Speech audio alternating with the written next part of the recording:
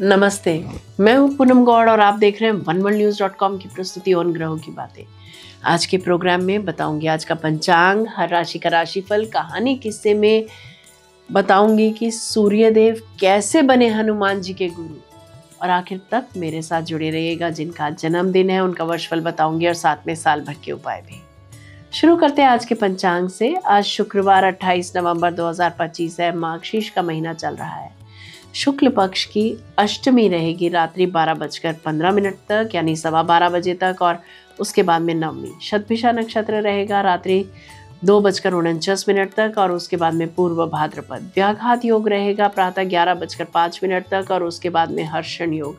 1.5 घंटे के लिए राहु काल रहेगा प्रातः 10:30 बजे से दोपहर 12 बजे तक। रवि योग रहेगा रात्रि 2:49 से 29 नवंबर प्रातः 6:55 तक। दिशाशूल रहेगा पश्चिम। आज कहानी किस्से में सूर्यदेव कैसे बने हनुमान जी के गुरु, ये बताऊंगी। बात करते हैं राशिफल की। मैं यहाँ बता देती हूँ कि मैं राशिफल चंद्र राशि से, नाम अक्षर से बताती हूँ। आज चंद्रमा शतभिषा नक्षत्र से गोचर कर रहा है। शतभिषा नक्षत्र का स्वामी राहु है और राहु कुंभ में बहुत मजबूत प्रभाव देता है। ये दिन को बनाता है विश्लेषण, गहरी सोच और खोज का, रहस्यों के उजागर होने का, स्वास्थ्य व हीलिंग से जुड़े महत्वपूर्ण निर्णयों का, तकनीकी रिसर्च और इनोवेशन के लिए अत्यंत शुभ। शतभिषा 100 चिकित्सकों का नक्षत्र माना जाता है। यह समस्याओं के मूल तक पहुंचकर समाधान देने की क्षमता देता है। मेरा मानना है कि भविष्य रेत पर लिखा होता है, तो इसीलिए ये और भी जरूरी हो जाता है कि हम अपने कल के बारे में आज ही जानें। आइए शुरू करते हैं मेष राशि से। आज मानसिक ऊर्जा बहुत तेज रहेगी। किसी छुपे हुए अवसर का लाभ मिल सकता है। करियर में नया बदलाव सामने आएगा। परिवार में शांति रहेगी। वृषभ राशि, आज आर्थिक मामलों में सावधानी रखें। भावनाओं में उलझन हो सकती है। ऑफिस में आपकी मेहनत को सराहा जाएगा। शाम बाद स्थिति सुधरेगी। मिथुन राशि, आज किसी बातचीत या मीटिंग से बड़ा लाभ मिलेगा। नए संपर्क बनेंगे। विद्यार्थी और शोध करने वालों को विशेष सफलता मिलेगी। कर्क राशि, आर्थिक सुधार के योग बन रहे हैं। किसी पुराने कार्य से लाभ मिल सकता है। भावनात्मक संतुलन बनाए रखें। परिवार का सहयोग मिलेगा। सिंह राशि, आज रिश्तों पर ध्यान देने का समय है। कार्यस्थल पर आपका प्रभाव बढ़ेगा। किसी महत्वपूर्ण व्यक्ति से मुलाकात लाभकारी होगी। कन्या राशि, आज विश्लेषण क्षमता बहुत प्रभावी रहेगी। कार्य में सफलता मिलेगी। स्वास्थ्य में सुधार होगा। आर्थिक स्थिति भी मजबूत होगी। बात करते हैं तुला राशि की। आज रचनात्मक कार्यों में सफलता मिलेगी। प्रेम संबंधों में गहराई आएगी। आर्थिक लाभ मिलने से की संभावना है। वाणी में संयम रखें। वृश्चिक राशि, गहरे निर्णय लेने का दिन है। कोई महत्वपूर्ण राज या जानकारी आपके पक्ष में काम करेगी। करियर में उत्तम प्रगति होगी। परिवार में सामंजस्य रहेगा। धनु राशि, भाग्य प्रबल रहेगा। यात्राएं और मीटिंग्स लाभकारी रहेंगी। तकनीकी, डिजिटल और शिक्षा क्षेत्र में बड़ा अवसर मिल सकता है। मकर राशि, आज कार्य में स्पष्टता आएगी। आर्थिक स्थिति सुधरेगी। किसी पुराने प्रयास का बेहतर परिणाम मिलेगा। रिश्तों में विश्वास बढ़ेगा। कुंभ राशि, आज आपकी सोच, योजनाएं, रणनीति बेहद प्रभावी रहेंगी। नए अवसर मिलेंगे। सम्मान बढ़ेगा। बड़े निर्णय आज सफल रहेंगे। आखिर में बात करते हैं मीन राशि की। आज अंतर्ज्ञान बहुत प्रबल रहेगा। आर्थिक लाभ और गुप्त कामों में सफलता संभव है। परिवार में शांति और प्रेम बना रहेगा। ये था राशि का राशिफल। बात करते हैं कहानी किस्से की। हनुमान जी, जिनसे सभी बल, बुद्धि, विद्या देने की कामना करते हैं। हनुमान जी की शिक्षा के लिए उनकी माता कितनी चिंतित थी, ये तो उनका इतिहास पढ़ने से ही पता चलता है। कई ऐसी पौराणिक कथाएं हैं जिनसे हम उनके बारे में पढ़ सकते हैं। जैसे माता अखिल ब्रह्मांड की अदम्य शक्ति स्वरूपा होती हैं। समग्र सृष्टि का स्वरूप माता की गोद में ही अंकुरित, पल्लवित, पुष्पित एवं विकसित होता है। विश्व का उज्जवल भविष्य माता के स्नेहांचल में ही फलता फूलता है। यदि कहा जाए कि निखिल संसार की सृजना शक्ति माता है, तो कोई अतिशयोक्ति नहीं होगी। बालक जन्म से पूर्व गर्भ में ही माता से संस्कार ग्रहण करने लग जाता है और जन्म के बाद वह माता के संस्कार का अनुगामी हो जाता है। बालक के बचपन का अधिकांश समय माता की वात्सल्यमयी छाया में ही व्यतीत होता है। करणीय, अनुकरणीय, उचित, अनुचित, हित, अहित सभी संस्कारों का प्रथमाक्षर वह माता से ही सीखता है। संतान के चरित्र निर्माण में माता की भूमिका आधारशिला स्वरूप है। इसीलिए महीयसी माता को प्रथम गुरु का सम्मान दिया गया है।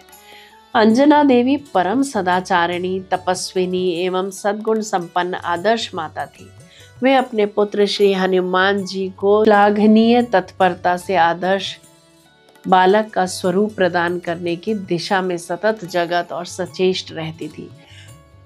पूजनोपरांत और रात्रि में शयन के पूर्व वे अपने प्राणाधिक प्रिय पुत्र को पुराणों की प्रेरणाप्रद कथाएं सुनाया करती थी। वे आदर्श पुरुषों के चरित्र श्री हनुमान जी को पुनः पुनः सुनाती और अपने पुत्र का ध्यान उनकी ओर आकृष्ट करती रहती। माता अंजना देवी जब भगवान श्री राम जी के अवतार की कथा सुनाना प्रारंभ करती, तब बालक श्री हनुमान जी का संपूर्ण ध्यान उक्त कथा में ही केंद्रित हो जाता। निद्रा एवं क्षुधा उनके लिए कोई अर्थ नहीं रखती।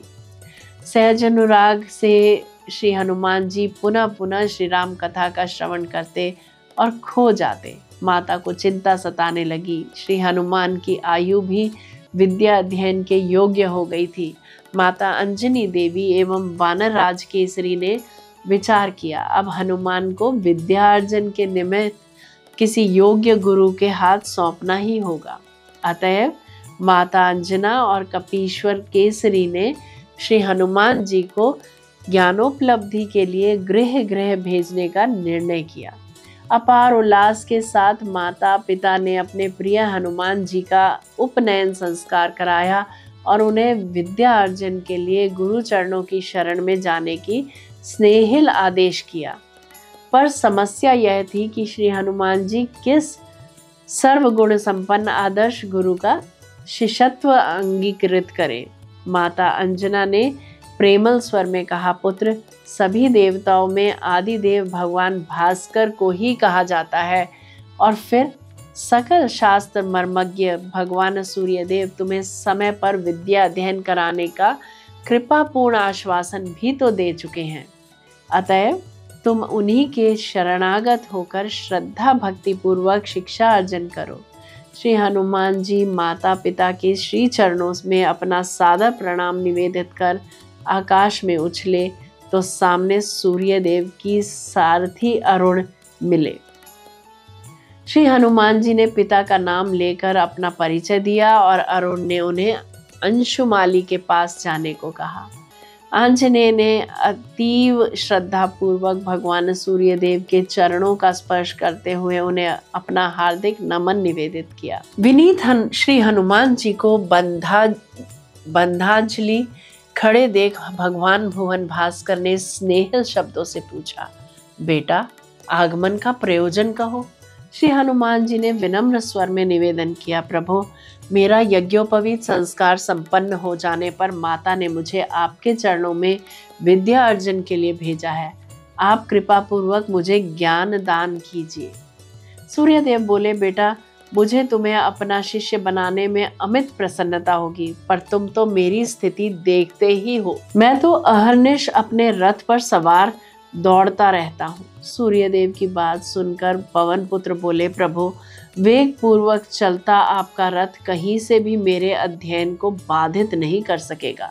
हाँ, आपको किसी प्रकार की असुविधा नहीं होनी चाहिए। मैं आपके सम्मुख रथ के वेग के साथ ही आगे बढ़ता रहूंगा। श्री हनुमान जी सूर्य देव की ओर मुख करके उनके आगे आगे स्वाभाविक रूप से चल रहे थे। सूर्यदेव को ये देख हैरानी नहीं हुई।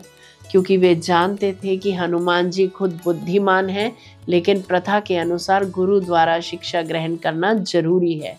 इसीलिए सूर्यदेव ने कुछ ही दिनों में उन्हें कई विद्याएं सिखाई, जिससे वे विद्वान कहलाए। जय श्री कृष्णा। जयराम जी की बात करते हैं, जिनका जन्मदिन है। आप सबको जन्मदिन की हार्दिक बधाई व शुभकामनाएं। वर्ष 2025-26 आपके लिए विकास, प्रतिष्ठा और अवसरों का वर्ष रहेगा। करियर में आपके बड़े सपनों और योजनाओं को गति मिलेगी। नौकरी पेशा जातकों को वरिष्ठों का सहयोग मिलेगा और प्रमोशन के प्रबल योग हैं। व्यापारियों के लिए यह वर्ष विस्तार, नए क्लाइंट्स और बेहतर साझेदारी का संकेत देता है। शिक्षा, अध्यापन, मीडिया, लेखन, आध्यात्मिक और काउंसलिंग क्षेत्रों में विशेष उन्नति होगी। पारिवारिक जीवन में सामंजस्य रहेगा और किसी महत्वपूर्ण निर्णय में परिवार आपका साथ देगा। प्रेम जीवन में समझ और भावनात्मक गहराई बढ़ेगी। अविवाहित जातकों के विवाह के प्रबल योग बनते हैं। आर्थिक स्थिति मजबूत रहेगी और नए वित्तीय अवसर सामने आएंगे। घर गृहस्थी में कोई शुभ कार्य होने की संभावना है। बात करते हैं साल भर के उपायों की। इमोशनल अप्स एंड डाउन्स को बचाने के लिए प्रतिदिन अनुलोम विलोम करें। प्रतिदिन सूर्य को जल चढ़ाएं। आदित्य हृदय स्तोत्र का पाठ करें अथवा सुने। ग्रीन जेड का ब्रेसलेट पहने। हर शनिवार को शाम के समय पीपल के नीचे सरसों के तेल का दीपक जलाएं। यदि मेरा ये प्रोग्राम आपको पसंद आया है तो इसे लाइक, शेयर, सब्सक्राइब करें। बेल का आइकॉन जरूर दबाएं और कल फिर मेरे साथ जुड़िएगा oneworldnews.com की प्रस्तुति और उन राहों की बातें में। नमस्ते।